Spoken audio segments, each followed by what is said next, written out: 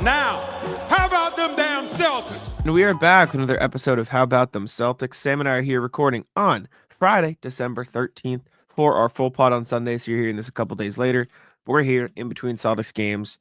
They beat the Pistons the other day. They got the Wizards today, or tonight, I should say. As you're listening to this, there are 2 games scheduled in that weren't part of the original schedule. But how you doing, Sam? Doing pretty good. Excited for the show today. We have a fun slate ahead of us. So stick around. You also want to stick around for the rest of our stuff. So subscribe, hit the bell, because we have full pods dropping Tuesday, Thursday, and Sunday. Game recaps are up the morning after each game, and other videos are up in between to keep you up to date with all things Celtics. We're also streaming pregame live a half hour before each game. So again, stick around. But today's show going to be a fun one. We'll talk about Friday's practice, things we learned about injury updates on some of the guys that missed Thursday's game against Detroit. Does this year's team suck? Some people think so. How do the Celtics manage their egos? And then we'll go through the emails, go around the NBA, look at some trade rumors, and then we will hit the rat list. So again, stick around. You're going to enjoy it. Thanks for coming. Here we go. Yes, let's start with practice. So I was at practice today, and it was a relatively tame one, but there were some interesting / important updates to go over, and we can spend some time on the injuries things first because it wasn't a huge update from Joe Mazzulla, as it rarely is, but he did say that Jayson Tatum, who's dealing with right knee tendinopathy, is doing all right. He said that he and Hauser went through workouts. I can pull up the quote just to read it verbatim, so I'm not mincing words. He said he was asked about if they could play on Sunday or not against the Wizards, and obviously he's not going to give an answer. But he said, "Yeah, there's a chance. They're doing better. We had a walkthrough today. They went through everything. They went through everything with the walkthrough. They're feeling better. So we'll see. Obviously on Sunday, but they're both definitely progressing." Then Abby Chin followed up saying, "Are they going to travel with the team to Washington on Sunday?" And he said yes, definitively, but he just said yes, and that was it. I think the question is, are you worried about either of these injuries? I think the Hauser one is a bit more significant, but it is definitely unusual for Tatum to sit twice in rapid succession. Like the fact that he obviously they were both the Pistons games, so it's a little bit like, oh, haha, whatever. Yeah. But he doesn't usually sit once, let alone multiple times in such quick succession. So are you concerned about that? What do you think of the Tatum injury? Like, I mean, Joe says he's fine, but you got to take everything Joe says with a grain of salt. I'm not concerned about Tatum in particular. I think even if he said Sunday, I'm chilling. Like, it's the Wizards. Like, it would make sense if they're gonna give him an extended period of rest for this to be it. I also think if you're gonna sit somebody against the Wizards, it should be the inverse of who sat on Thursday. I think if you're gonna give someone a day off, it should be Jalen. But still, I'm not really concerned about Jayson. I know we talked about Joe on the Thursday recap and what he had to say about Tatum's injury, but I think if he was actually worried about it, he wouldn't have said what he said. But I know there are examples in the past. It's You just can't you can't take that with Joe. this is just I not an injury refuse. that like I'm sitting here thinking about. I agree with for the most part. Like I don't think Tatum's going to be out for an extended time. I don't think it's going to hamper him in the long run. But I refuse to take anything Joe says at face value. And I like even the whole, well, you could have said nothing. No, because he always says something, right? He's not gonna like. I would argue saying no comment is worse than saying what he says. So he's not gonna say that, right? Like he could say Well, you just say nothing, I but don't like know. yeah, but you can't because he's get like if you do that, the press is just gonna get mad and say no, we need a real answer. Like if you say I know every time, like you can't do that. Like you need to give some information to the people trying to get the information, or else there will be problems. Um, So he can't just go up, and he has in the past. He says like, I don't know if you go too far, but if you ask him how is this person doing, he is going to give you some semblance of an answer because it's kind of his job to give you some semblance of an answer.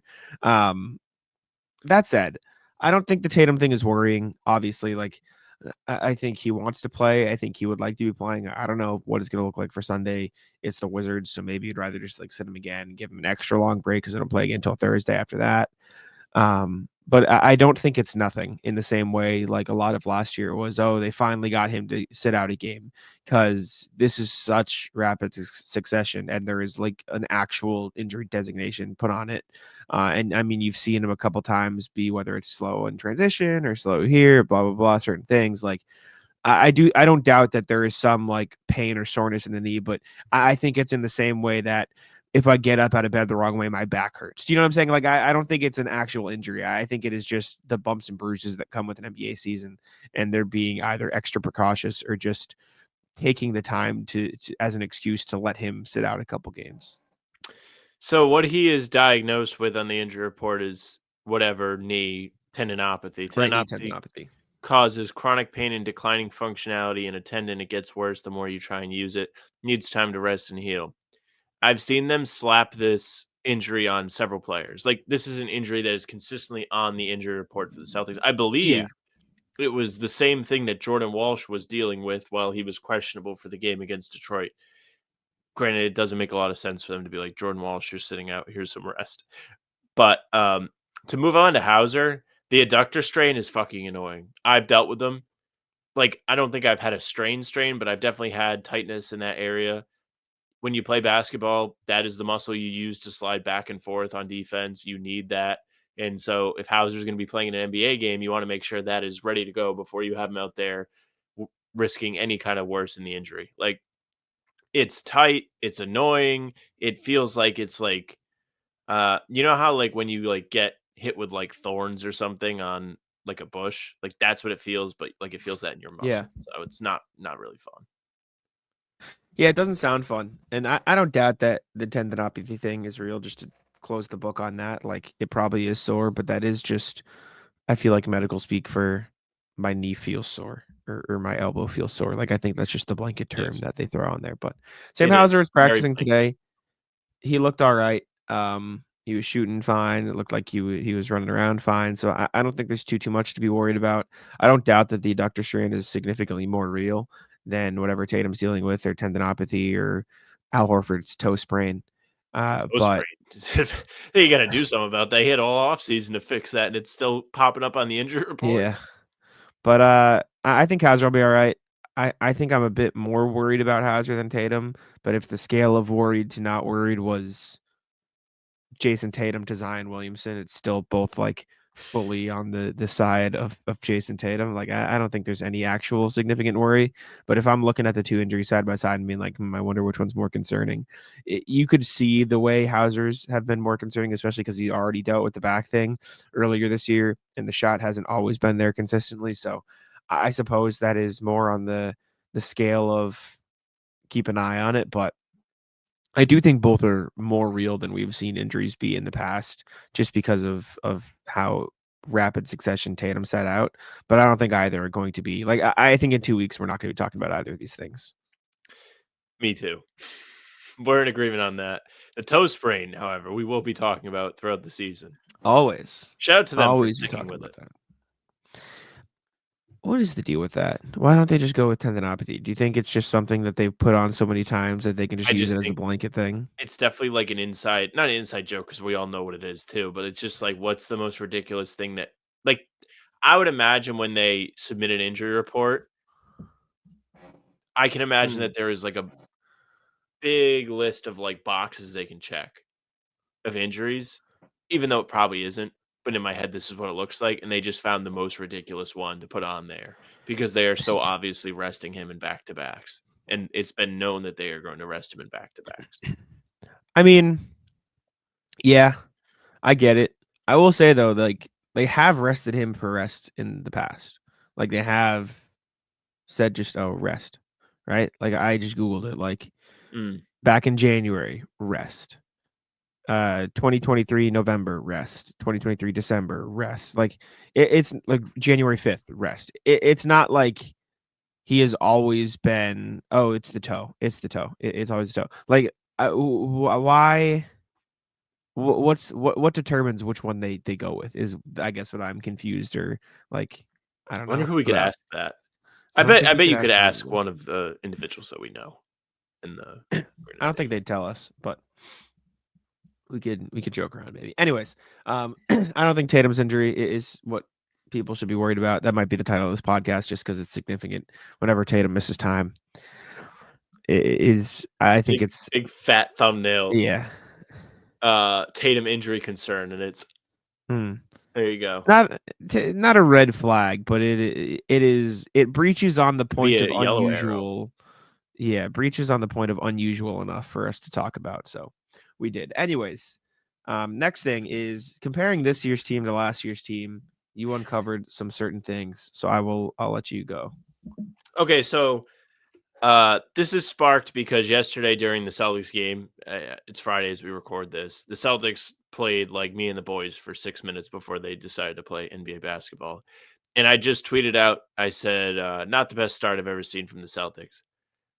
And this guy replied to me and he goes, "We've been pretty bad since the Warriors loss." So what did I do? I went on to StatMuse and I looked up to see what the Celtics record is since they lost the Warriors. Now, since they've beaten the Pistons, that record is 13-3.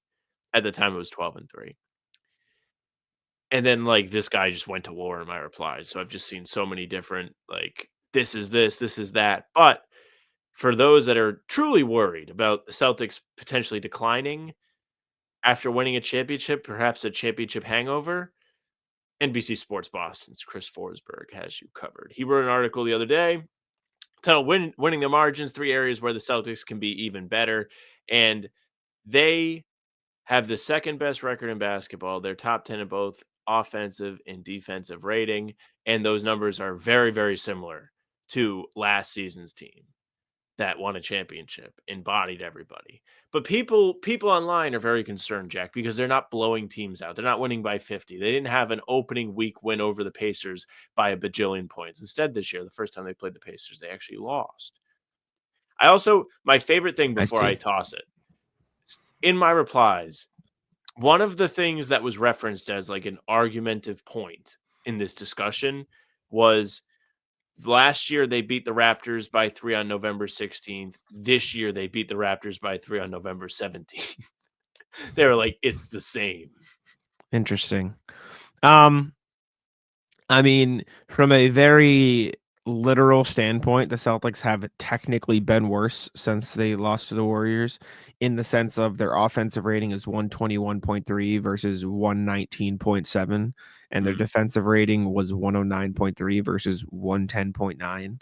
So if you want to get down to the really annoying specifics, technically, sure. I think the context with that is if you take a quick glance at the Celtics schedule and who they have played before and after the Warriors game. Before the Warriors included Washington, Detroit, Charlotte. Good teams. So after the Warriors has included Cleveland twice, Milwaukee twice, Memphis once, Minnesota once. I would argue they've had a bit of a more difficult schedule since they played the Warriors. Listen, man, the Celtics all season, including Warriors game before, Warriors game after, have the second best offense in basketball and the 9th best or tied for the 8th best defense in basketball. Their net rating is a 10, double digits. The only other team with a double-digit net rating is the Thunder, who have a 12, which admittedly is fucking insane. So good for the Thunder. Last year, only one team in the NBA had a net rating that was double digits. It was the Celtics. The year before that, let's see, how many had a net rating above 10? 0. In 22-23, one team had a net rating that was above it was above a 6. And it was the Celtics. Yes. You look at let's go back even further. Let's keep going. 21-22. Anybody have a net rating above a 10? Nope. Let's see. 2020, 21. Up. Jazz had a 9. Not a 10 though. That see, Jazz 1920. team walked out. Nope. Nobody in 1920. 18-19. Let's see. Nope. 17-18. Let's see. Anything above 10? Nope. We are now in the Warriors years, by the way. Where am I? 16-17. The last team to have a net rating above a 10 before these past 2 seasons was the 16-17 Warriors at 11.4. And the Celtics have had it this year and last year. and the Thunder, obviously, this year too. Have the Celtics, by very technical standpoint, been worse? Sure. Do I think that there are some things they need to clean up? Yeah, obviously. Were there stuff they needed to clean up last year? Yeah, obviously. I think this year their paint defense still needs to get work, and I think KP's been helping with that. I think weirdly, like last year, they're still like, I would need to check the numbers. It still feels like they miss a lot of layups for no reason. But maybe that's just every team, and we forget about them because it's such a mundane thing. Because they shoot I so many threes, Jack, and they're not yeah, used to shooting layups anymore. I think transition defense needs some work. Still, I think the Grizzlies beat them, and that'll happen every once in a while. I do have to quickly do something, which is remind you listening about Prize Picks, because Prize Picks is the best place to get real money sports action. With over 10 million members and billions of dollars in awarded winnings, Prize Picks has made daily fantasy sports accessible to all. You just pick more or less on at least 2 players for a shot to win up to 100 times your cash. Run your game all season long with Prize Picks. Sam and I use the Prize Picks every single pregame show. Noah's seen it on his screen every single time we're running through the picks, having the live chatters. Decide more or less. We love taking the more on opposing players' turnovers. We love taking the more on points, on blocks, all that fun stuff. I love the blocks for Drew Holiday and Derek White, because Derek White's going to get one. It adds a little bit of juice to your point when you see it in action. Sign up today and get $50 instantly when you play $5. You don't even need to win to receive the $50 bonus. It's guaranteed. Prize Picks is the best way to get action on sports in over 30 states, including California, Florida, Georgia, and Texas. And Prize Picks now offers Venmo for quick and easy deposits and withdrawals into your account this sports season. Download the app today and use code CLNS to get $50 instantly after you play your first $5 lineup. Again, download the app today and use code CLNS to get $50 instantly after you play your first $5 lineup. Prize Picks, run your game. But saying like being concerned about the Celtics, I need to go read this guy's replies in your tweets. Saying like put it in the thing so you can. No, I can find it. But expressing any sort of concern over where the Celtics are at, I think, is unfounded, because they're literally like still winning at a historic enough rate where 3 since the 2016-17 Warriors and 2 are the Celtics. Like, let's have some context here. At the time of Forsberg's piece, the offensive rating between this season and last was exactly the same at 123.2. The defensive rating was a half a point worse this year. The net rating is a sixth of a point. No, 0.6 worse. Effective field goal percentage is 1.1% worse. The Celtics turn the ball over less. They force more turnovers. They give up slightly less. No, they get slightly less offensive rebounds.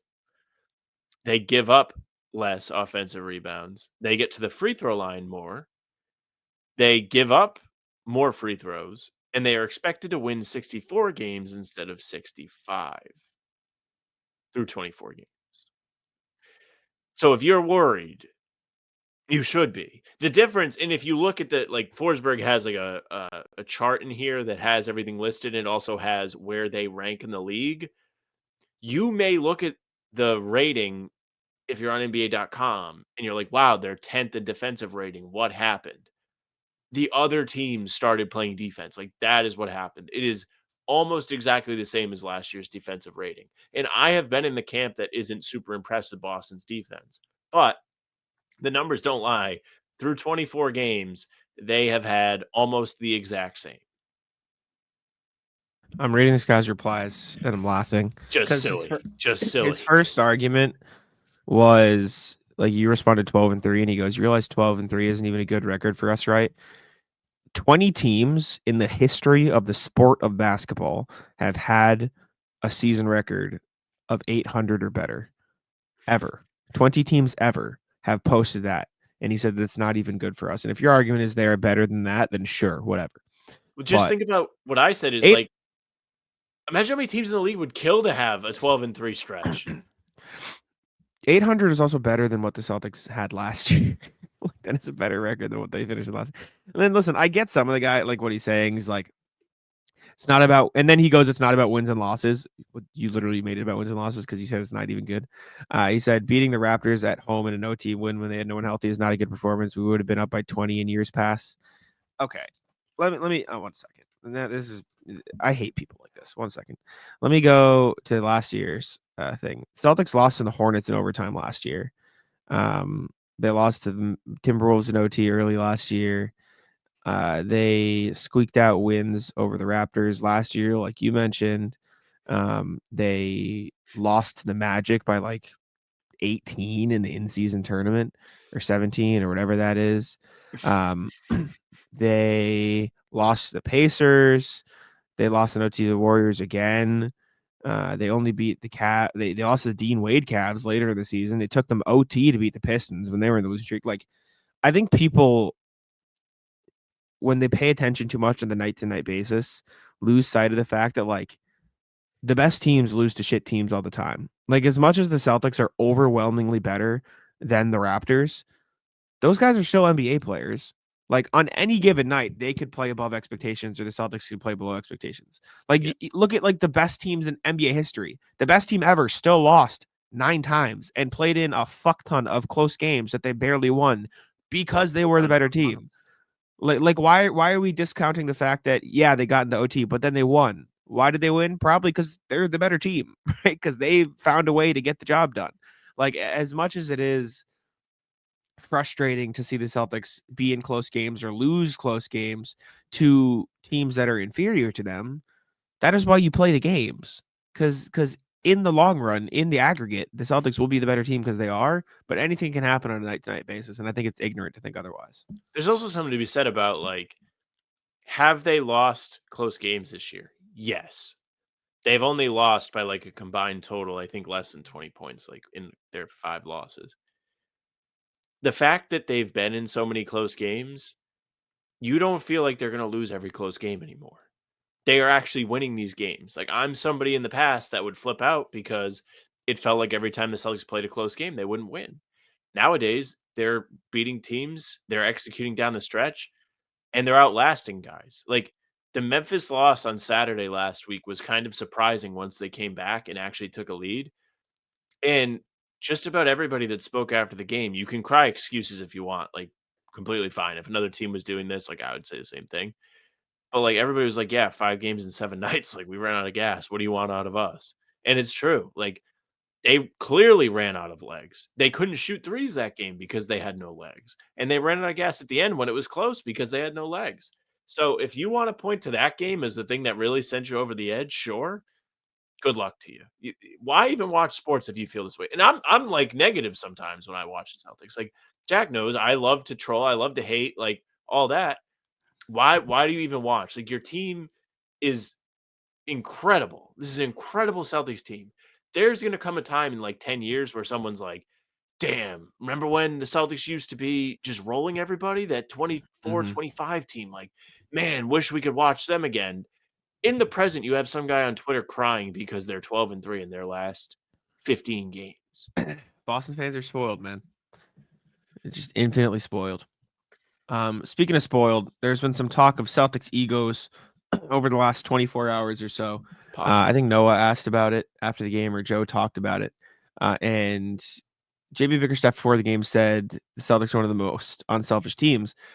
And Joe Mazzulla said, I think it's important to know that we do have egos. We just put them in the right place. It's not that we shouldn't have them. We should have them as long as they're put in the right place. Peyton Pritchard talked about it at practice today. He said, we all have egos. We're all really confident people, and I don't think we'd be in the position we are today without a little bit of that. And you got to have that, but it's understanding that at times you got to do what's best for the team. Joe Mazzulla talked about it today too, just like you need to have that competitiveness, you need to have the fire, blah, blah, blah. You need to be able to do that, but at the same time, like, there's just a good understanding of that. And I think that's what makes the Celtics so good. Like, Peyton Pritchard's probably one of the most confident guys in the league. Jayson Tatum is probably one of the most confident guys in the league. Like, the Celtics have a team of guys who are extremely confident in their abilities, but also have the understanding that everyone else around them is extremely confident in their abilities. And so they sort of have to balance that. So I think it's interesting. And I mean, a good thing, a good problem, not even a problem, but that the Celtics have. I think this is where Missoula, like, really shines too. There is something to be said about egos in the NBA. You do not get to the NBA, or really any professional sport. I guess baseball would be a little different one because everyone just kind of shows up and does their part. Like, it's not really we have to pass the ball sort of offensive game. But, like, everything else really requires a lot of sacrifice. if you're in the NBA, you spent your entire life being the best or a close second best to another guy that's in the NBA on teams that you were playing on. To join a team like the Celtics, to have the road to, I don't want to say stardom that Peyton Pritchard has had, because stardom is the wrong word, but I'll say success. He's finding NBA success after years of being buried on the bench behind guys like Malcolm Brogdon and Marcus. And when Derek first got here, he was in the way too. And Kemba was here when Pritchard was a rookie. Like, this is the second season ever that Peyton Pritchard has had like free reign to play consistent minutes every single night. It's been the first time ever that he's so obviously being encouraged to be a massive part of the team's offense. Anytime, go back in the last couple seasons, when he has had the opportunity to take shots, he's always been ready. That is ego. Ego has a negative connotation, but what the Celtics have done and what the narrative that is being pushed right now, and shout out to Noah and also JB Bickerstaff, who gave a great answer, is that they are using it as a positive thing to fuel them. And Missoula has to be in control of that. That's part of why the team was so successful last year. And it's a reason why these teams that come together, the super team, it often takes them a long time to gel and play well together. You didn't see that with the Celtics last year. And that's because what we're talking about right now was always in check and always used the most productive way. Yeah. I think it's a rare thing to be able to have a bunch of guys as good as they are be able to do that at such a high level. So good for them. But let's go to the email here. A reminder, as always, you guys can email us at hbtcpod@gmail.com. That's hbtcpod@gmail.com. We have a few today, starting with RJ. Please don't give the Celtics 4 days of rest. Even if folks lovely win against Sam's Pistons and an even prettier 5th day of rest for JT. I'm waiting for NBA fandom to complain that Adam Silver has, quote, stacked the deck for the Celtics with their unfortunate exit from the NBA Cup, because that's what the perfect present for the because what's the perfect present for the returning champions? A 2-week holiday vacation. Sorry, Pistons and Wizards. In the greater scheme of things, y'all are the equivalent to pickup games just to break a sweat. Peyton Pritchard keeps flexing his skills. KP is getting back into his game shape. Luke was involved in passing plays and brought back memories of the 80s Celtics. Apart from the opening 5 minutes, it was a beautiful game that led to a beautiful win. As to Tatum's, quote, injury, I think his right patella tendinopathy is his version of Al's left big toe. Nothing to be worried about, and it means Adam Silver just doesn't dip into JT's savings. Be well, RJ, who is still looking forward to the Wizards game on Sunday. As am I. We'll see what happens. But I mean, I understand like a little bit more of the angle where people would be upset. At first, I was like, what do you mean? Like, everybody, even the teams in the cup had a ton of time off between games. Like, this is like almost a pseudo all-star break where there are no games scheduled when the schedule drops in August. They do it in season, they do it quickly, and there's often at times a massive gap between a couple games so they can get everything ready and make sure everyone can get to where they need to be to play their rescheduled games. But yeah, all right, I can see someone being like, "How the hell did they get the Pistons and Wizards?"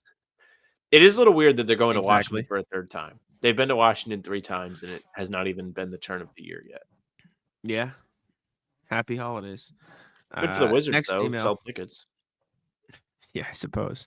Somebody was on Twitter, like everyone was like, "Oh my God, NBA Cup ticket sales are down this year," and someone was like, "Yeah, it's On the interesting sheet. how that happens." Oh, is it? That's all right. We can do it now. It's an afterthought. We can do it now. Yeah, people complaining about that. Go ahead and finish.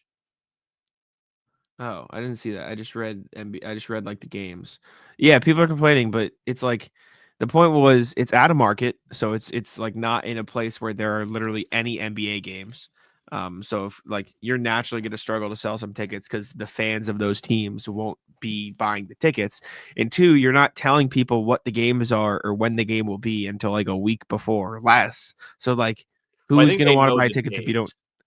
but they don't know the team. So like Yes. you just have no idea if you're gonna want to watch that game or not. So of no shit, the tickets are gonna What be idiots would plan awful. a trip out to Vegas for the NBA Cup, not knowing if their team's going to be there or not? It's Yeah. good for the league. It's a real shame that people can actually afford to go to a game without having to empty a paycheck into the whole night of activity.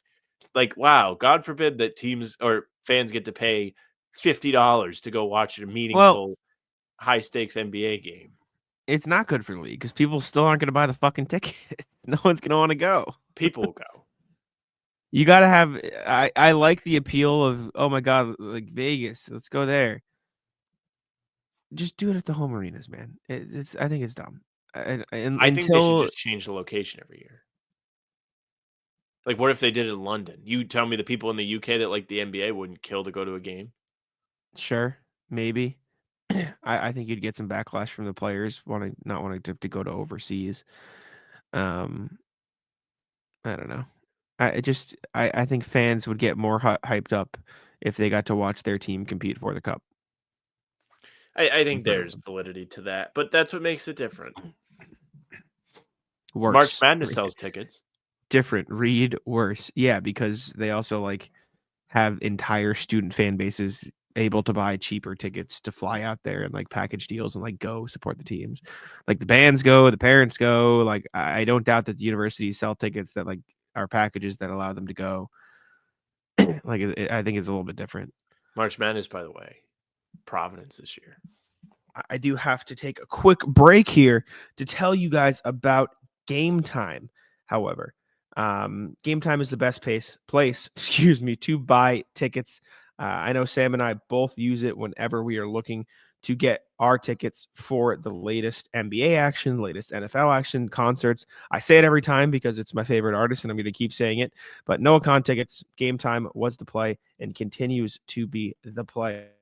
NFL games are not Sam's style, but my uncle and my brother and my sister and my cousin and I always go to NFL games every year. And I have encouraged everybody to use Game Time because my uncle didn't know. He didn't know the vibe, and now he does. Game Time has a new feature called Game Time Picks that makes getting tickets to see your favorite team play live even easier. Game Time Picks filters out the fluff to show you incredible deals on great seats so you don't have to waste time searching through thousands of tickets. Let me share my screen here for the YouTube viewers. Audio listeners can get my play-by-play of the action. Let me open up Game Time for you guys, and we're going to go to Patriots, right? We're going to see how the Pats are going to be, looking in terms of game time, because even though they're not the best at the moment, obviously, Drake May looks fun. Would be fun to see some games. Let's check out this Chargers game. Or actually, you know what? No, let's go to the Bills. Josh Allen's fun. He's probably the most entertaining player in the NFL right now. Let's see what things are looking like on game time right now. As you can see here, you can sort by price. You can source low to high and price, high to low. And you can search by discount, which is one of my favorite things. It shows you good deals around the stadium. It shows you stars with some of the best deals, some of the best prices. Obviously, you can sort by the pricing as well. So if you'd rather sit up top, you can go to this hot deal right here, 51. But me being afraid of heights, I don't know if I'd like it up at those upper stands at Gillette Stadium. So let's look a little bit lower. Nothing too crazy though. I'm seeing these star deals. I see a 136. That's a pretty good deal. Another one of my favorite things about Game Time is you can actually click on the view. You see it on the side right here. You can see exactly what you're going to see from the view of your seat. I'm gonna have to go to this Bills game. It's gonna be a fun one to see Drake May live in action. That'll always be a good time. Take the guesswork out of buying tickets with Game Time. Download the Game Time app, create an account, and use code CLNS for $20 off your first purchase. Terms apply. Again, create an account and redeem code CLNS for $20 off. Download Game Time today. What time is it? Game Time. It was in Boston last year, right? Last night. Yeah. All right. Next email. Thank you, RJ. The unbearable lightness of sustainability from Paolo. Hi, guys. Sorry in advance for this freaking rant. Every now and again, this litany of Celtics being, quote, unsustainable emerges, and that drives me insane. Wick Prospect specifically said that during his ownership, the Celtics have been self-sustainable, and he's never had to make any capital injections. Unsustainable, by definition, a business that doesn't ever need capital injections is always sustainable. It's not even debatable. I am a corporate treasurer. I would give anything to run a business like the Celtics or an NBA team. Are you kidding? With top line and main costs under control forever. I'm not saying to pull out the guillotines, but please stop this. It's their money. They get to blow up this team narrative. It's the TV's money, which eventually means it's the fans' money. Put on a very protected and lucrative business for a very restricted club of owners. Yes, of course, they get to do what they want, but just know that when it happens, it's not because they can't put more money in it. It's because they want to milk more dividends from it. Put it that way, it will sound different from the fan base, won't it? Look, maybe I'm wrong, and many years of probability can be destroyed by a few years of losses, rarely the case. So I would propose this. Treat the NBA as a stock exchange market and make it mandatory for the franchises to publish their annual, if not quarterly, financial statements. We'll see then. We know everything about the players' contracts. Why wouldn't we be entitled to know about the business, trend, and management? Something tells me they wouldn't like to do that. Ciao, Paolo. I get it. I think when we talk about the insustainability or whatever the word is of the Celtics, it's not from a they can't afford a perspective, even though I think Wick came out and said that they like went barely even this year and might lose money next year because of how much they poured into it. So I think that's context too. It is because of the cap restrictions and the way the Celtics are going to have to build out the team, because when you get to a certain cap structure of players, it restricts the draft picks you can trade or your ability to sign players in certain spots. And so it's less they can't and more it would hurt the long-term future of the Celtics roster, not the literal finances.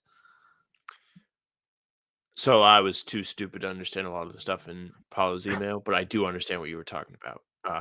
The sustainability aspect is exactly what Jack said. It's more about like making it so the Celtics can be successful for a long time, to keep as many solid pieces around Tatum and Brown, not having to do with being able to afford to do so. It's more about all of these restrictions that were just put in place by the new CBA.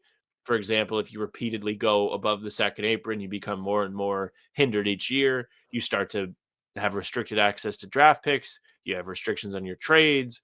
It becomes a lot harder to continue to keep putting talent around your stars. So that's really what people talk about NBA wise when it comes to that. Yeah. Last email from Philip, who says, Detroit lessons. Fellas, I enjoyed this game a lot. Watched it twice because I'm so thirsty for Celtics games. Some takeaways. 1, JB called it months ago versus Detroit will play through Pritchard and he'll go for 30. Hilarious. He wasn't joking. Not fun. 2, double bigs actually look viable as long as Al/KP is one of the bigs. I don't think will ever be commonplace, but it's great to have a defensive changeup, especially because we have 2 bigs who can space the floor. 3, the touch passes from the bigs in the paint are so fun. In the first quarter alone, we had 3 that led to a wide open 3-point shot. 2 of them were a Pritchard pass inside that immediately that the big immediately batted back to an open relocated Pritchard for 3. 4, I want to spread my music for joy, but Kata really needs to hear his song. Coach says, Kata, I need you in line. Stay out of foul trouble. Your time will shine. True. 5, Peterson is going to be great for the regular season when Hauser is invaluable. Yes. Isn't available. 6, Drew had a low volume game again. It's clearly his personality to not demand the ball. And mostly I think it's fine. But if he consistently has low shooting volume, he is setting himself up for another Memphis game. 7, Pritchard has a deep bag. He has his drive kick relocations, the slow mode pump fakes at the rim, alley-oop passing, and a vicious step back. This is to say nothing of his handles. On top of all that, he's tough and a legit motor. Clearly, this man needs a song. 8, Tillman. I'm surprised he didn't get more time. Jesus. If he doesn't play more than 10 minutes in the Wizards game, I think it says something about how Joe sees him. I'm just surprised. I thought he showed enough in the last season of the summer to get more run. I think we'll see a similar game on Sunday. I honestly love these games where we play through the other guys. All the best, Philip. Tillman makes me sad. I don't need to talk about that right now. I'm with Philip, though. I do really enjoy the games where you get a better look at the extended roster. It gives us more insight into what these guys are capable of. I think getting to really get a sample of Drew Peterson has been a lot of fun. I think his game is a lot of fun to watch. He's We good. kind of got like a glimpse of it at Summer League when it was like, wait a minute, they're having this guy bring the ball up? Wait, why? And now we're seeing more and more of his vision, his ability to handle the basketball and shot creation ability. Like he is going to be somebody the Celtics can depend on when Hauser's out. You're absolutely right, Phil. Pritchard song. If you make a Pritchard song, I would appreciate it if you did it in like Eminem style where he raps real fast because it's fast PP. Didn't someone request a Many Men 50 Cent style as well? Was that for Pritchard? Yeah, I think so. Oh no. Conflicting requests. I know. I was just looking at the standings, which we can go over the NBA standings right now, check in to see where everybody is at. Celtics are only 1 game behind the Cavs now. And I was seeing if the Cavs play tonight, and they do. And they play the Wizards. So Big we're game. gonna have to hope. We're gonna have to hope. Now that the Wizards decided to beat the Nuggets last week, they can win all the games they want for all I care. Yeah, so the Cavs are still up top at 21-4, but the Celtics are right there now, only a game behind at 20-5. Magic 17-10, still 7-3 in their last 10 games, but they did lose their last one. Knicks 15-10, Heat 13-10. They've won 4 in a row. Bucks are 13-11. Hawks are 14-12. And then you get into the sub 500 teams. Nets, Pacers, Bulls rounding out the play-in. Then Pistons, Sixers, Hornets, Raptors, Wizards. Sixers, who are a slightly better 5-5 in their last 10, slowly starting to turn things around as Embiid gets healthy. And that's what the East looks like right now.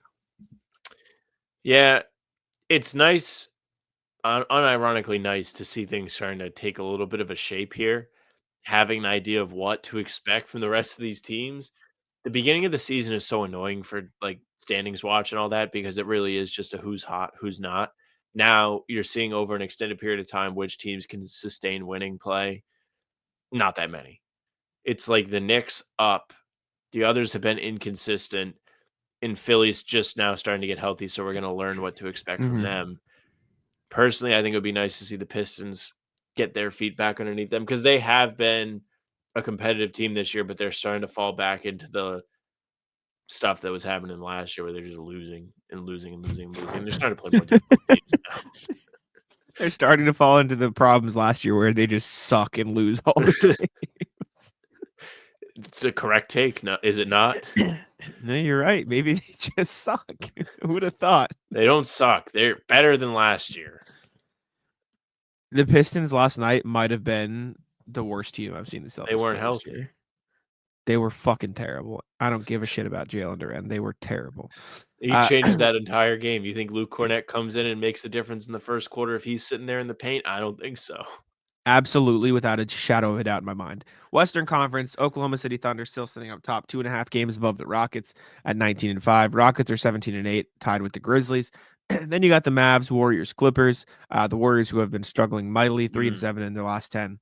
Play-in right now is the Nuggets, Lakers, Timberwolves, Suns, all of whom are above 500, though some are struggling a little bit more than others.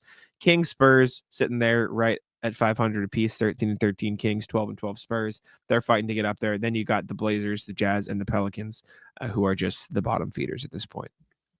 I think with the Western Conference, at this point, I don't think the drastic drop off is still there. Like, yes, there are a lot of 500 teams. I think what is separating the West from the East right now is the teams that were supposed like there are a few teams that were supposed to be bad or not that great that are overachieving. Like the Clippers got off to a better start than I think everybody thought they would. The Warriors got off to a better start than a lot of us thought that they would. Houston is off to a far better start than we thought that they would get off to. Teams like Sacramento and San Antonio not being in the play-in picture, while a little bit surprising, isn't shocking. It's more shocking that Denver's like 12-10, and they haven't really done what we expected to see them do. I still think there's a pretty significant gap between the two conferences. And I think the reason you might not see that reflected in the standings is because you have to remember all of these teams are playing each other more than they're playing anybody else. And so, like, I think the Kings and the Spurs are better than the Hawks and the Nets, who are 7-8, and they're not even in the play-in tournament in the Western Conference. So I do think that is a big part of what the gap and why the standings look the way they do. Even though you're starting to see the standings even out just a little bit based on records, but that's what things are looking like. Hot teams: Grizzlies 9-1 in their last 10, Mavs 8-2, Thunder 8-2. Cold teams: Lakers and Suns both 3-7 in their last 10. And then the normal bad teams are bad. The Warriors 3-7 in their last 10. Eastern Conference: Celtics 8-2, Bucks 8-2, Wizards 1-9 still, Hornets 2-8, Pistons 3-7, and then the rest are relatively normal from there. Okay. Next thing, speaking of the Sixers, as we were talking about a few seconds ago, trade rumors are starting to emerge, or I suppose not specific rumors, but the fact that they will be looking to make trades from Tim Bontemps, the Sixers rumors, who said the expectation within the NBA is that the Sixers president of basketball operations, Daryl Morey, will be active on the trade market. This is perhaps the least surprising development this season. Morey's never one to rest when he senses an opportunity to make a deal. The Sixers made 4 trades before last year's deadline.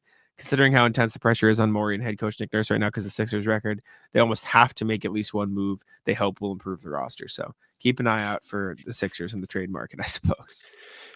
Shout out to Bontemps for being very blunt about this. Unsurprising.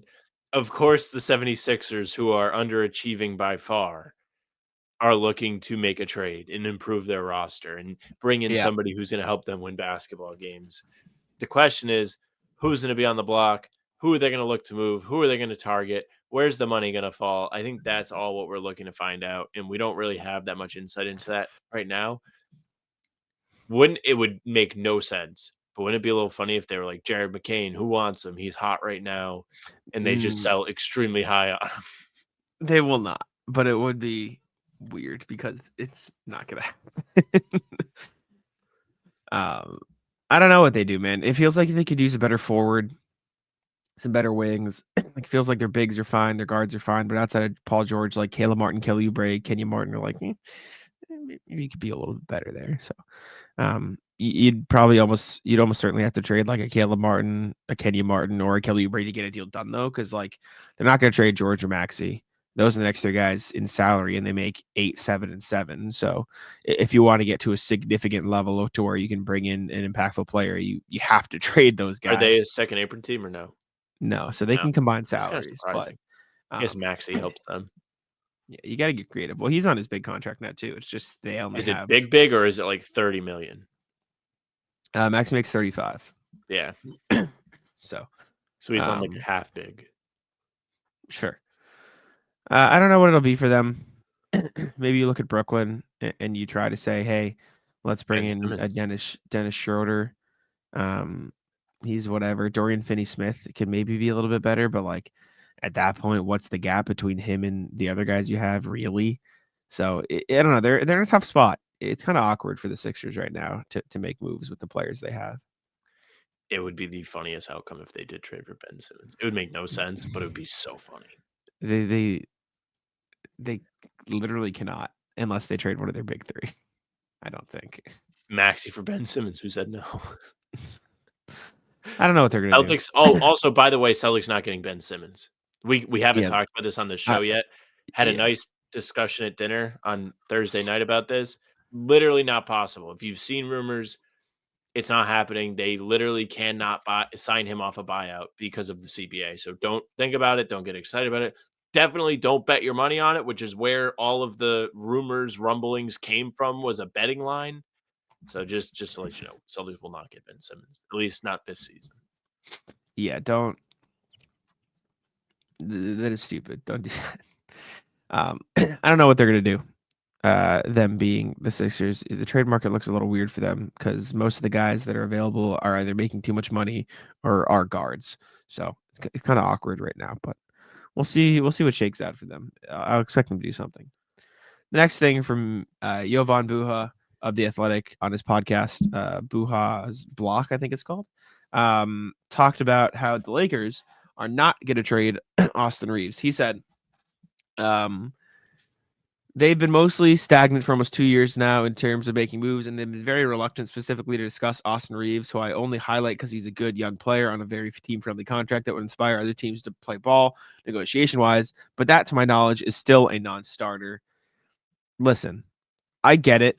I think Austin Reaves is a good player. I don't think he's a very good defender, but I think he is a good enough defender where his offense is more valuable than the woes of how bad he is defensively, if that makes sense. Like there is a balance there to be found. It's not like he's 21, right? Like he's 26 years old. Yeah. And I get that they don't exactly have a fountain of youth in LA right now, but that being a non-starter seems a little dumb.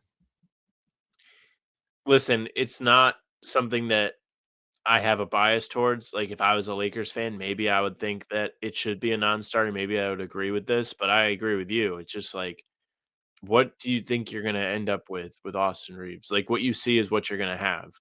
And I also saw something today that I think it was like anonymous stuff, so take it with a grain of salt, but it was like executives don't think you can be a winning team with him as your third option. So if that's the feeling around the league, one of the reasons maybe he's a non-starter in these deals is because other teams are underrating his value according to the Lakers, and they just don't even want to play ball anymore because they're so sick of it. That could be a thing. That would make some sense. I mean, I'm not saying you can't make him close to untouchable and have a very high price. Like know what he's worth in your opinion, and if it doesn't reach that, don't trade him. But if he is truly a non-starter, like we saw them refuse to trade Talon Horton Tucker for Kyle Lowry 3 years ago. Like they don't have a great track record of determining who should and who shouldn't be non-tradable assets, right? So I don't know what it would be that they get for an Austin Reaves deal. I don't know what they would want in an Austin Reaves deal. But if I'm them, I'm looking at things and being like, hey, if we can get a good package from the Nets and we can get like multiple of those better rotation pieces, I'm like, all right, let's see what we can do. Yeah, I mean, Austin Reaves this year is averaging a career high in points, but everything else is not nearly as pretty. His assists are down, his rebounds are down, his efficiency is down. His efficiency, by the way, has dipped every single year as his usage has gone up. He went from averaging 8 shots a game to 11 and a half shots a game in the 2024 season. And his field goal percentage went from 53% in that 2022-23 season when everyone kind of first learned about this guy to just 48% this year. It's down to 44% from the field on 13 attempts a game, and his three-point shooting has dipped every single year too. So if anything, he's getting worse the more and more they ask him to do stuff, which could coincide with executives being like, yo, not going to be good if you need this guy to do a lot for you, or at least if you need him to create. It also could have something to do with other teams getting privy to him being able to actually be somebody who gives them buckets every once in a while. So if I'm the Lakers, I really just don't know what like they're holding on to him for. Like what is it that they think they're getting by keeping him? I mean, like I said, don't trade him for nothing, right? Like he is still a Correct. good Yeah, that's not what player, we're saying. but non-starter is aggressive in my opinion. Anyways, next thing is Dyson Daniels. I don't know if you want to say taking a shot at the Pelicans, joking about the Pelicans. I think it's joking. Yeah, he told Mark Stein of the Stein line, said that organization's cursed. Every year there's something new. I'm happy I'm not there anymore. And he like smiled, and Mark Stein goes, because of the curse? Because of the curse, I should say. Daniel said, yeah, the curse, man. I had like 4 or 5 ankle injuries down there as well. There's something down in that water down there or something. They got hamstrings, they got knees, they got concussions and stuff as well. They get everything down there. I don't know what it is. Playing hard, I guess. Dyson Daniels, who is having a career year Yes. in Atlanta. Poor Pelicans, man. It's like Daniels is not he's not capping, as they say. He's spitting facts. It feels like every single year, Zion has a lot to do with this. Every single year, you're hearing more and more about, the Pelicans, man, like this guy's out, that guy's out. Like this year, it's been brutal. First game of the year, DeJounte Murray fractures his hand. He has to miss a ton of time. He was their big acquisition over the summer. He was somebody that I thought was really going to help them take a step forward. And then he got hurt, and everybody else has gotten hurt. Maybe they are cursed because they've actually put together a decent roster. When you just turn injuries off, turn those injuries on, you're in trouble. Like, watch out. Zion's gaining weight. All of their wings are on and off injured. Like, they're always dealing with different things. I would not want to be. Hot seat is actually the medical staff. Mm-hmm. Sam, did you look at your phone? Did you see what happened? Don't look if you haven't. Don't. No. Well, did you see? Didn't look. A trade just happened. Shams reported a trade, and I want you to guess the trade. I'm not laughing because it's significant. I'm laughing because of the amount of insignificance that this trade. Oh, okay. I was like, is it So Austin I Reaves? didn't want. Did he get I didn't want to traded? get your. I didn't want you to get your hopes up. I thought it was entertaining that I looked down and I saw Shams say this team traded this, and I was like, oh, and then I saw what it was. I was like, oh. Can you give me some? If it's insignificant, can you give me something that may point me? I'll in the read right you the direction? first bit. The Miami Heat have agreed on a trade to send. Okay, Miami is sending Larson somewhere. No. More insignificant. Oh no. I just looked. Miami Heat have sent Thomas Bryant to the Indiana Pacers for a 2nd-round pick. I mean, Thomas it's Bryant, significant for the Pacers, who had like the no bigs. Isaiah Yeah. Jackson got hurt right away. James Wiseman got hurt right away. They could use Thomas some Bryant. Thomas Bryant being in a Shams tweet in the year 2024, our Lord and Savior. Anyways, last thing before the rat list here. Just briefly going over the NBA Cup. I know we talked about it a little earlier in the jokey sense, but the Hawks have advanced. They beat the Knicks.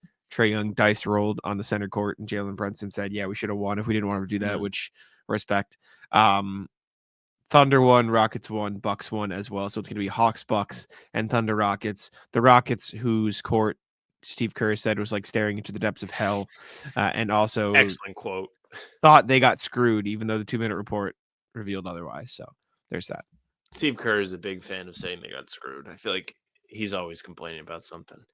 The depth of hell line was excellent though, because it really does. If you just saw like the zoomed out look with all the red T-shirts, He's not and wrong. dark red court, it does look like. I'm kind of like a fan of that. Like that is intimidating, low key. Like they just the whole radiance of the red throughout the arena is just more than I would be able to handle. But I think that no matter what happens, it's going to be a pretty fun cup final. I think if the Hawks make it, it's really fun. Like Team of Destiny, they have these guys that are like in the most improved race. They're really surging this year. They've gotten so much better. Yeah, Milwaukee, it'll be fun to hate watch them in the final. If OKC makes it, you're going to get a good look at a really good team. And if the Rockets make it, it's going to be very similar to the Hawks, where it's like nobody expect them to be here. It's house money, and they play hard. There's been so much said about Ime and the culture he's installed there. I think it's been a big part of Houston's unexpected rise at the beginning of the season. So it's going to be a lot of fun to get a good look at both of these teams, the Hawks and Rockets. Not that the Celtics haven't played the Hawks so far this year, but just seeing them play in a higher stakes environment. Because now that you're there, I think these teams want to win. I know there's going to be people watching this like, who cares? I literally saw an article on my Twitter today that was like, should the Thunder care about the game? Like, yeah, I think they should care. even if you don't care about the cup. Like, if I saw an article come out that was like, should the Celtics care about Wizards on Sunday? I'd be like, yeah, they should. Of They should course. Yeah, you got to win. Excuse me. You care about winning every game, so it is what it is. I'm excited to watch it. I think the Hawks are the most fun team. I don't mind the Rockets either. They're cool to watch. Anyways, Rat List, Sam, what do you have? Rat List is the New York Times. New York Times did a hit piece on Warwick, Rhode Island today. I was on Twitter and I was sent a screenshot from a chart in this article. Article reads, tired of swiping left, here are the best U.S. cities for singles. Wallet Hub scrolls through the best and worst American cities based on their quote-unquote dating friendliness. To compile the rankings, researchers compared 182 U.S. cities comprising the 150 most populated cities, plus at least 2 of the most populated cities in each state, based on 35 metrics across 3 categories: economics, fun and recreation, and dating opportunities. The economics matter because the more affordable city enhances dating opportunities. Each city's restaurant score, nightlife options, walkability, and safety were among the metrics included in fun and recreation. And then the dating opportunities are based off of, what the hell does it say that? Oh, dating opportunities contribute the remaining 50% of each city's score. Metrics included share of singles, online dating statistics, and ratios of singles by gender. So, worst for dating: Garland, Texas; Winston-Salem; lots of other cities; Warwick, Rhode Island. Kind of mean. Bad PR for one of the great cities in the United States. Like, I'm sorry, we're going to trash Warwick when Miami is one of the best for dating. Like, I don't know. So, I need to ask you a question just to follow up. You found your girlfriend on a dating site, correct? Yes. Which city is she from or / live in? Not Warwick.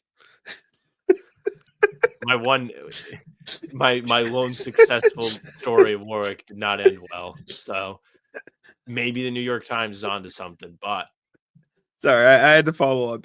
That's a good follow-up. I was thinking about this before I did it. I knew where I wanted to go with it. Very insulting, like, by the Times. But as someone that lives here, I haven't really been like a desirable individual until recently either. So that might have a lot to do with the long time of lack of success. But yeah, Providence was the place. What do I on a Rat List? Rat List the team, man. They shut down Green Line service from like deep into the Green Line on the other side to like Park Street. And so if I want to go home, I have to either walk to Park Street or go to North Station, take the orange line to Downtown Crossing, then take the red line from Downtown Crossing to Park Street, and then take the green line from Park Street to my apartment, which is just a massive pain in the ass. Luckily, Cam, shout out Mr. T, lives like a 30-minute walk from me. So I just Ubered home with him last night and walked home, which saved a little bit of time. Just kind of like what is it, train hopped, or like when like hobos hop on trains and just like hitch a ride. I hitched a ride. I like, hitched on with his lift. You want to try hitchhiking one of these days? You can make a blog Hitchhiking of is the it. correct thing. No, I don't think I want to do that. It's just But like me, like kind of following you from really far away, and it's just like a zoom in of Jack like on the side of the road. I'm out.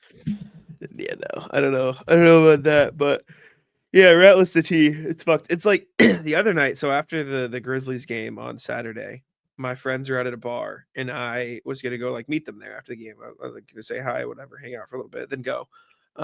So I went down to North Station to get the tea. Forgot that the green line was down. Had to leave.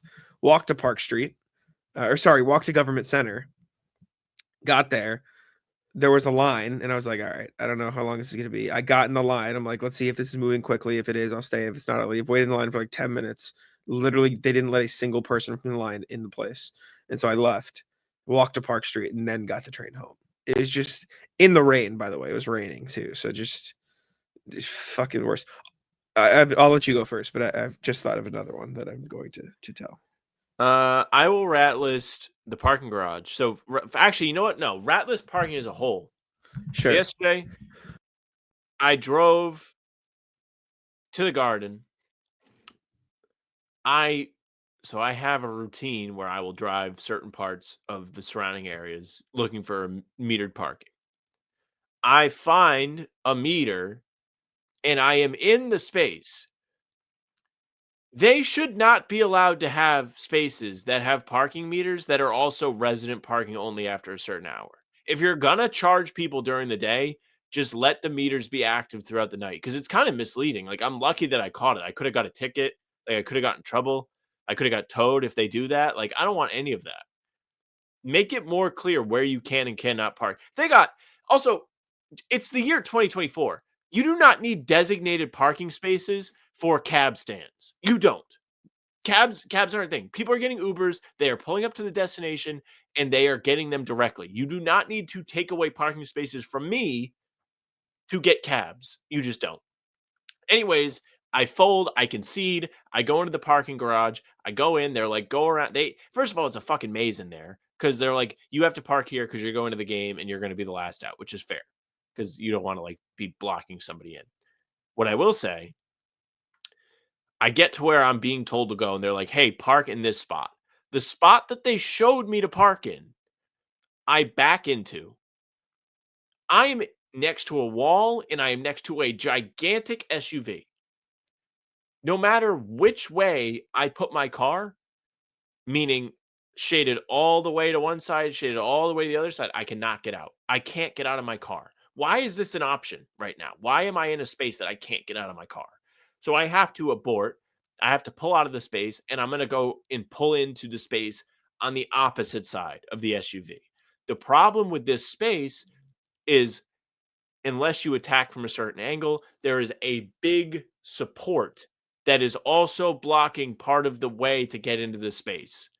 So I am trying to pull out of the backed in space and just completely curve around the car and pull in the opposite space.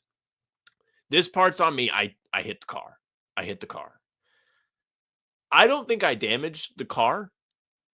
I don't think I did. I didn't see any visible damage. I have a scrape on my car. I don't care. That's one thing. Like, it's on the side. What do I care? What do I care if I have like a That's little? what I'm saying. Well, I also it think it's like does. gonna come off. Like, I don't think it's a scrape. I Yeah. think it's like paint or something. Also, unless it's like excessively scraped and damaged and could fall off, like still gonna fucking drive. Like, who cares? So What do I care what my 94 camera looks like? Exactly. Ratless the weather. I don't know if we had this conversation on here or like off stream when we were talking, but I've been going for like walks, right? I've been walking outside. Yes, you did. We had this And chat. Not on the stream, no. though. I don't think we talked about this part though. But so I walked in the rain the other day and we were talking. I don't know if it was here or off stream. And you were like, oh, the rain's not too bad. And I was like, yeah, it's not awful. I just don't like when it's cold. Right. Because I walked the other day in the rain and it was like 35 degrees actually. And it raining. And I'm like, cold rain's not fun. But and that was when I walked to practice, and I had to do more. I had to do another walk later to hit my steps, and I was like, all right, now I know I can prepare. Put on my sweatpants, put on a sweatshirt, put on a little fleece, and then I put on my jacket. I'm like, I'm gonna be warm. Do you know what the temperature was when I got outside? Today or yesterday? The other day when it was raining, and I walked, and I Probably prepared for the cold 34 rain. degrees. 61 degrees. Was it really? So 61 I'm degrees out outside? there. I'm now out there in my 4 fucking layers like an asshole, sweating because it jumped 30 degrees in the span of one day. And now I guess it's on me. Check my phone. It's 29 today, and I have to go walk. Yep. And it's also windy in the city, like real windy. Dude, the worst is when I'm walking down like Back Bay or wherever, and like the gaps between the buildings. So like I'm walking down like a line of buildings on either side of me. Those gaps where the roads are, I just get hit with like a gust of wind. It sends me Yes. because they're like going through those little things. How do you think I feel? I work Ugh. really hard to make my hair look pretty, and then I go to these games at the Garden, and I'm afraid I'm going to sit down in front of Joe, and I'm going to look like a fucking guy that just got out of bed. He's going to be like, what kind of respect does this guy show me? He wouldn't even do his hair. Yeah. Yeah, no. Ratless the weather, man. Not fun. I feel like I had another rat list, man. What else happened to me yesterday? I had a long fucking day yesterday. I was like irritated with a plethora of things before it even got to like me hitting the car in the garage. Like I was irritated from the beginning. I don't know. I don't have anything. I'm a bum. I have nothing. I finished my book today, but I do have this. Yes. What day is it? 13th? When did it Friday the 13th. Oh, it is. Did I do the 11th yet? I ripped some of these up trying to find things. I did the 11th. This is such a mess. 12th. Okay, do you want to guess? So today is up to the housetop, the coursers they flew with the sleigh full of toys and St. Nicholas too. What do you think it is today? Is it a chimney? I'm gonna go with a cup. It never of hot goes with the cocoa. poem. I'm gonna go with a cup of hot cocoa, like a cup of milk or like a glass of something. I just see a glass of something on the picture, not for the chocolate, but like on the image that's on the thing. Today it is. The fuck is this? This is how it goes every time. By the way, It's like a sack. Oh, it's the sack. It's like a sack of toys. Yeah, the sack of toys. Now they do it. Sleigh full of toys. Fuck you. All right. Well, that was the 12th. We need the 13th as well. And then in a twinkling, I heard on the roof the prancing and pawing of each little hoof. I'm gonna guess it's a hoof. What if it's a reindeer? Reindeer? It is. Oh, the chocolate's broken. It's just a fucking tree. Wrap it up. Thanks for. We appreciate y'all for tuning in. Leave a like, subscribe, and all that same. Take it out. Yeah, thank you very much for listening and watching. Make sure you subscribe, leave a like, comment. Oh, thank you, Mom. Merry Christmas. Love you. I feel like I have to add the context of why I'm doing this. Oh no, another chocolate fell out. Clip that. Thank you very much for watching. Like, share, subscribe, hit the bell. Jack and I are here every single day with new content. Full pods drop Tuesday, Thursday, Sunday. Game recaps are up the morning after each game. And other videos are up in between to keep you up to date with all things Celtics. You can also find us on Spotify and Apple. If you want the audio versions of the game recaps and pods, they are up there. Give us a follow, leave a 5-star review. Help us reach more people. You can email us, hbtcpod@gmail.com. We're reading them every single pod you saw today, hbtcpod@gmail.com. Our socials are at How About Them C's for Twitter, Instagram, and TikTok. Facebook's the name of the podcast. All streams are there. They're on YouTube. They're on Twitter. Jack's Twitter is Jack's Money NBA. Mine's with Sam LaFrance NBA. That's it for us. Bye.